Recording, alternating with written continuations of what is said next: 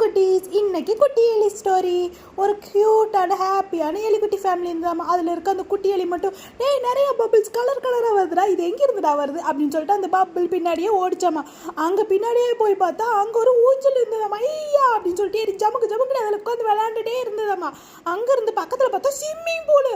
ஏய் ஜியா அப்படின்னு சொல்லிட்டு குபுக்கடின்னு உள்ள குதிச்சு அப்படியே விளையாண்டுட்டு இருந்ததாம்மா. அப்படியே நின்று பார்த்துட்டு இருந்தா ஏதோ தெரியுதே அப்படின்னு பார்த்தா ஒரு குட்டி மியாவு மியாவ் அப்படின்னு வந்தது. அவ்வளோதான், தெரிச்சுக்கிட்டு ஓடுன்னு ஓடிச்சு பாரு காட்டுக்கே திரும்பி.